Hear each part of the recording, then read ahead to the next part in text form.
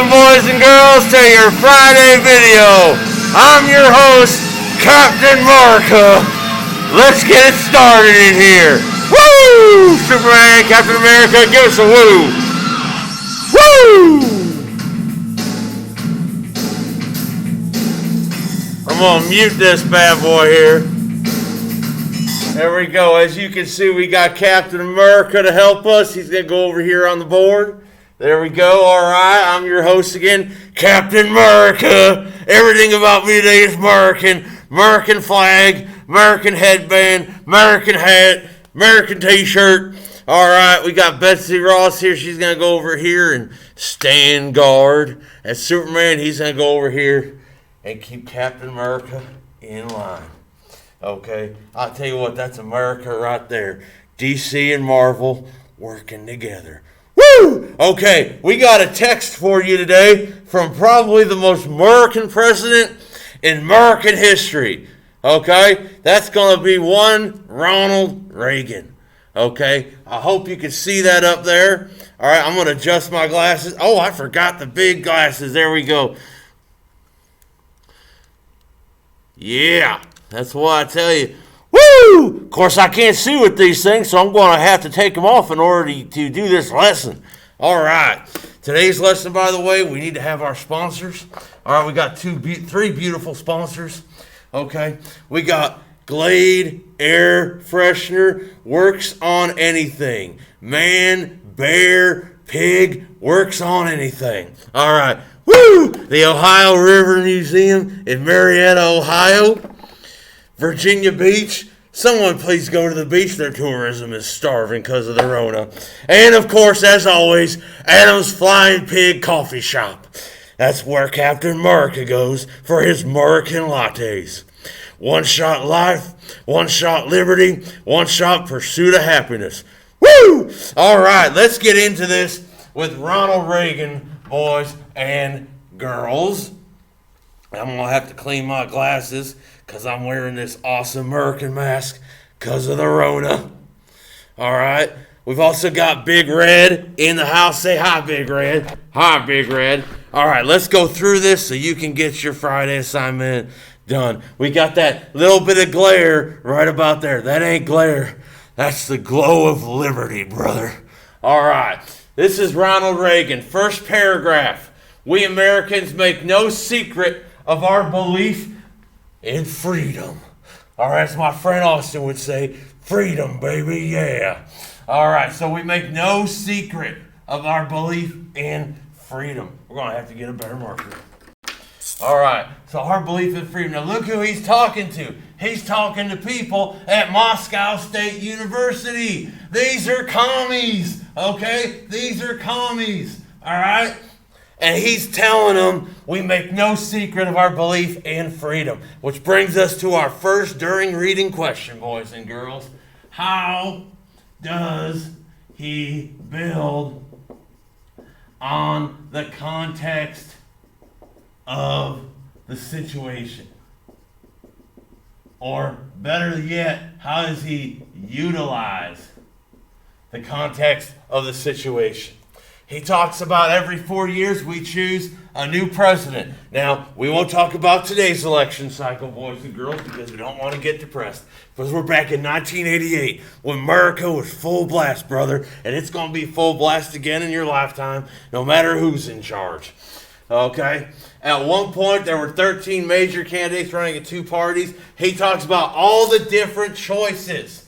So hopefully in your annotations, you say something here about the choices. Why is he telling the Soviets we have all these choices? Even socialist and libertarian, which are complete opposites. He talks about 1,000 television stations, 8,500 radio stations like 99.5 The Breeze, okay? And 1,700 daily newspapers, even the Daily Times, maybe. Each one an independent private enterprise. Again, why answer this question, boys and girls? Why emphasize that? That's going to be question number 2 in your document. Okay, so question number 1 is about the situation. Question number 2 is why emphasize private enterprise. All right?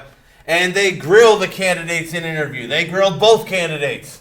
Okay? They bring them together for debates, and the people vote. The people decide who will be the next president. It's the complete opposite of the Soviet Union. And don't think he doesn't know that. All right, let's erase all that. Got a brand new eraser, courtesy of the Montreal Expos. All right. And let's go up a paragraph. All right, it moves the paragraph up. He talks about life in American towns, like Wheelersburg. Okay, and you'll see dozens of churches. Well, maybe he is talking about Wheelersburg. We got tons of churches, oodles of churches, okay, representing many different beliefs in many places. Synagogues for our Jewish friends, mosques for our Muslim friends. You don't have that in Russia. You're not even allowed to have religion, okay? People of every nationality worshiping together, even in the classroom. You'll see children being taught the Declaration of Independence. We study that in AP. Be elite. Okay? They are endowed by their Creator with certain inalienable rights. And here's our third question. Why the allusion to Thomas Jefferson? Especially given who his audience is and where his audience is. So that's your third question to answer. The allusion to my buddy Thomas Jefferson. Isn't that right, Captain America? Yes. Thank you for that impassioned response, Cap. I guess if I want sarcasm, I'll ask Tony Stark. Among them life, liberty, and the pursuit of happiness that no government can justly deny. This is probably because the USSR denies those. So what are you going to do? Or as my friend Hulk would say, what you going to do, brother, when you're confronted with somebody that doesn't believe the way that you do? What are you going to do when somebody thinks justice is taken from one and given to the other? Are you going to just say, that's interesting? Or are you going to argue with them based on what you believe? Well, that's what Ronald Reagan did. He got shot for it. Didn't stop him. Didn't stop him at all. Okay? He talks about freedom of speech, freedom of assembly, freedom of religion. Freedom is their national pastime. He'll say that later if he hasn't already said it. These are all things the Russians, the Ruskies, don't have. He talks about independent judges with no government power. If you watch that hearing, they tried to ask her, how would you rule on this? How would you rule on that? And just like any judge from any side, she said the same thing they always said, not going to answer that question. That's because you have an independent judiciary. You don't have that in Russia. You have a right to a trial by jury, usually 12 men and women, sometimes 10 common citizens. They weigh the evidence. They decide guilt or innocence, which leads to our fourth question.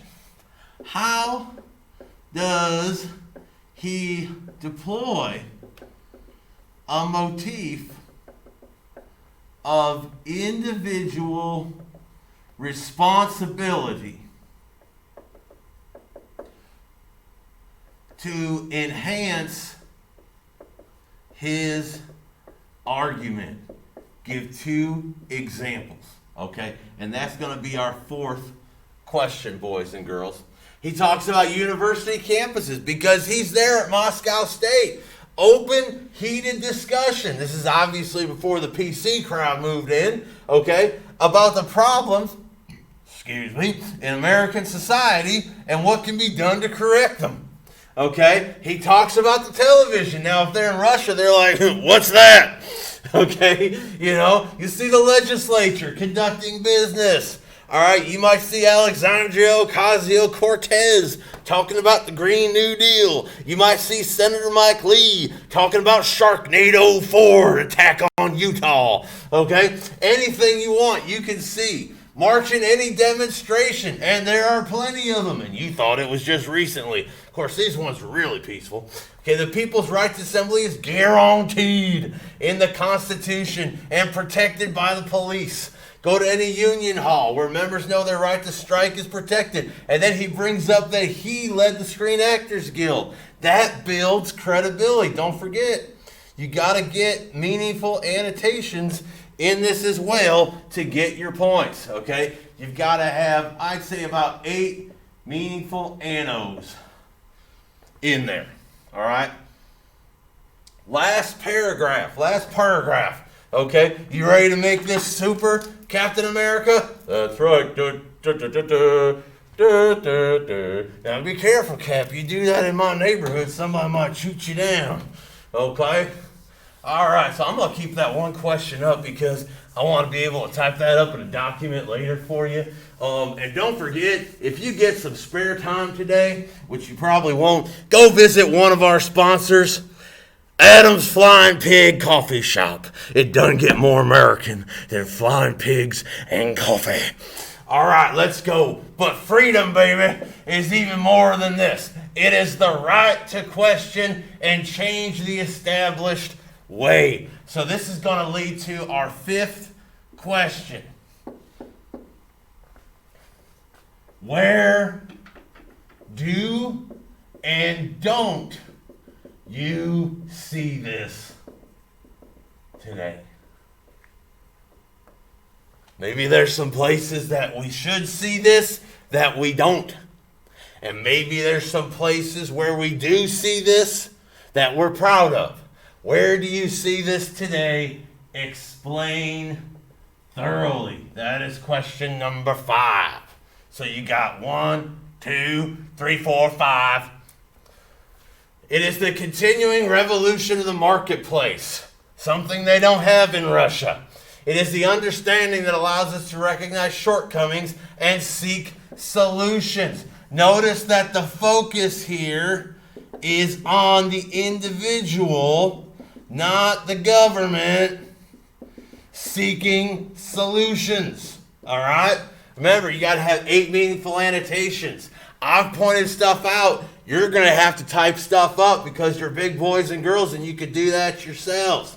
It is the understanding. Speaking of understanding, if you don't get it in by midnight, I will be understanding. Okay? It allows us to recognize shortcomings, see solutions, the right to put forth an idea, scoffed at by people, and watch it catch fire among the people. We love a little bit of fire in our classroom. We even got it on the back wall. Okay? But he knows what he's talking about. It is the right to dream. Holy MLK. The right to dream. There's an illusion there. To follow your dream. To stick to your conscience, even if you're the only one in a sea of doubters. Okay? And what I would like you to do in your annotation of that for bonus is bring up examples of people who were the only ones in a sea of doubters. I remember a failed coach by the name of Bill something or other. That might be one. Freedom is. Now he finally defines it. This is a beautiful thing that you can annotate in your speech, boys and girls. He tells them all about the different ways they have freedom in America. And then he defines it. He gets them thinking about what it is. And then he gives them a definition. Maybe it's one that they've already arrived at. And maybe that's the whole point of his purpose of this individual responsibility motif. The recognition that no single authority has a monopoly on the truth. That is humongous. Okay? Every individual life is infinitely precious. So matched and freedom don't work. If you've read that book, you know what I'm talking about. If you haven't, go read it. Okay? Every one of us has been put here for a reason and has something to offer. Why end on this? Maybe focus your annotation on that. Answer that question. why end on this? Why empower them with personal responsibility? Why empower them with the dignity of every individual's life being infinitely precious, beyond human definition? Oh, that's stirring to the heart. Isn't it stirring to the heart, Superman? Yes, it's like the yellow sun. Thank you, Superman. That concludes our analysis of Reagan's speech. Go back, make 8 meaningful, thorough annotations. I've given you lots of points to latch on to, boys and girls. And don't forget to answer the 5 questions about the situation. The allusion to Thomas Jefferson, the motif of individual responsibility, and where do and don't you see this today? Okay. There was also a second one in there, but I can't remember what it is, so you'll have to watch the video to remember what it is, so you can get your other 10 points for this assignment. Have a good day, boys and girls. America! Woo!